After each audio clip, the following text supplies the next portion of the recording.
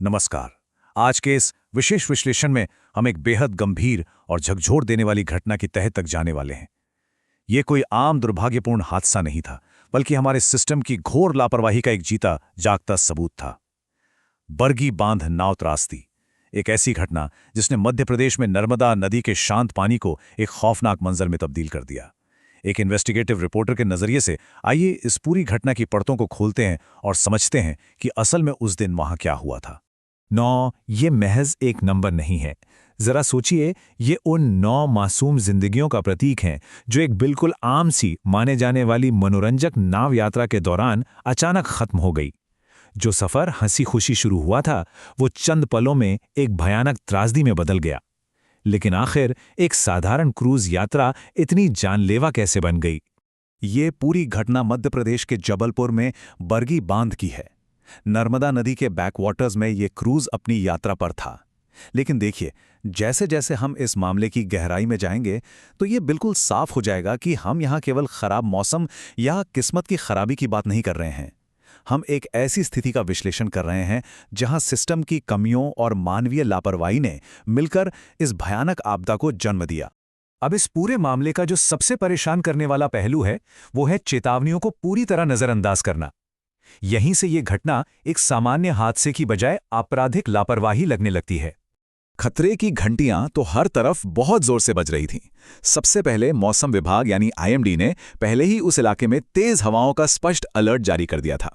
उसके बाद चश्मदीदों के मुताबिक जब मौसम सच में बिगड़ने लगा तो किनारे पर खड़े स्थानीय लोगों ने बाकायदा चिल्ला-चिल्लाकर नाव संचालक को नाव वापस लाने की चेतावनी दी। लेकिन सबसे चौंकाने वाली बात, ऑपरेटर ने इन सभी चेतावनियों को पूरी तरह अनसुना कर दिया और अपने तय रास्ते पर ही नाव चलाता रहा।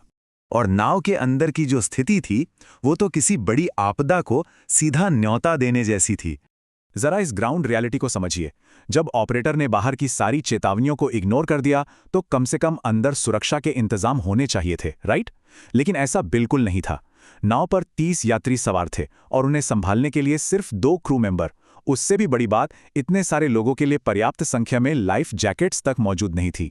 और जब हालात बिगड़ने लगे तो यात्रियों को किसी भी तरह की कोई इमरजेंसी गाइडेंस नहीं दी गई। मतलब लोगों की जान पूरी तरह से एक ऐसे क्रू के हाथ में थी जिसके पास ना तो उपकरण थे और ना ही बचाव की कोई तैयारी। अब जरा उस खौफनाक मंजर की बात करते हैं जो उस नाव पर महज 2 मिनट के अंदर घटा।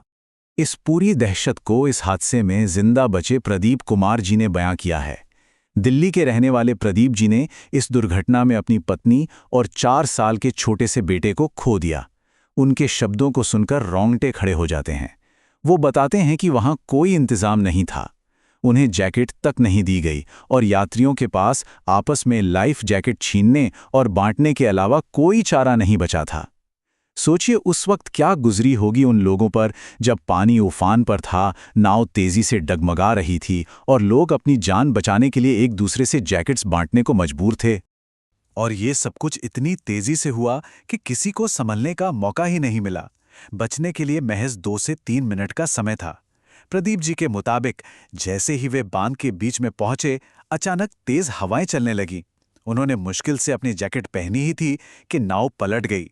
चंद मिनटों के भीतर एक शांत और मजेदार सफर मौत के खौफनाक मंजर में तब्दील हो गया। लेकिन ऐसे वक्त में उस क्रू ने क्या किया? प्रदीप कुमार जी का साफ कहना है कि वो लोग नीचे ही नहीं उतरे। उन्हें पर्यटकों की सुरक्षा करनी चाहिए थी। ये सिर्फ एक बयान नहीं है, बल्कि एक बहुत बड़ा और गंभीर आरोप है। जिस क्रू की सबसे पहली जिम्मेदारी लोगों को बचाना था, उन्होंने उस सबसे नाजुक समय में अपनी जिम्मेदारी से पल्ला झाड़ लिया।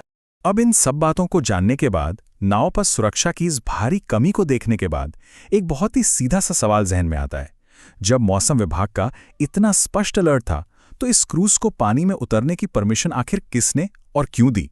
यहीं पर बात सिर्फ एक नाव ऑपरेटर की गलती से आगे बढ़कर पूरे सिस्टम की विफलता पर आ जाती है। राज्य के पर्यटन संचालकों के लिए जो सुरक्षा नियम बनाए गए हैं, उन्हें लागू करने में संबंधित अधिकारियों की ये एक बहुत बड़ी चूक है। मौसम की साफ चेतावनी होने के बावजूद एक स्टेट अप्रूव्ड टूरिज्म एक्टिविटी को कैसे चालू रखा जा सकता है? ये वाकई सिस्टम का एक बहुत बड़ा फेलियर है।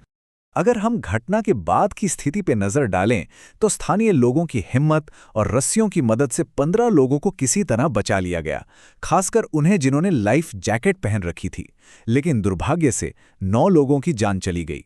इसके बाद राज्य के मंत्री राकेश सिंह जी ने इसे अत्यंत दुर्भाग्यपूर्ण बताते हुए मृतकों के परिवारों के लिए 4 लाख रुपए के सरकारी मुआवजे का ऐलान किया। वहीं कम विजिबिलिटी के बावजूद SDRF यानी स्टेट डिजास्टर रिस्पांस फोर्स का रेस्क्यू ऑपरेशन लगातार चलता रहा। ये सारे तथ्य अपने आप में पूरी कहानी बयां कर देते हैं। तो अंत में ये सारे तथ्य और सबूत हमें एक बहुत ही चुभने वाले सवाल के साथ छोड़ जाते हैं। क्या इस भयानक त्रासदी के बाद सच में टूरिज्म सेफ्टी को लेकर कोई असली जवाबदेही तय होगी, या फिर कुछ समय बाद ये जांच की फाइलें भी कहीं धूल फाकने लगेंगी और इतिहास खुद को फिर दोहराएगा? एक बात तो बिल्कुल साफ है, जब चेतावनियों को अनसुना किया जाता है और सिस्टम लापरवाही की चादर ओढ़ लेता है तो उसकी भारी कीमत हमेशा मासूम लोगों को चुकानी पड़ती है। ये एक ऐसा सवाल है जिसका जवाब हमारे सिस्टम को देना ही होगा। इस महत्वपूर्ण विश्लेषण से जुड़ने के लिए आपका बहुत बहुत धन्यवाद।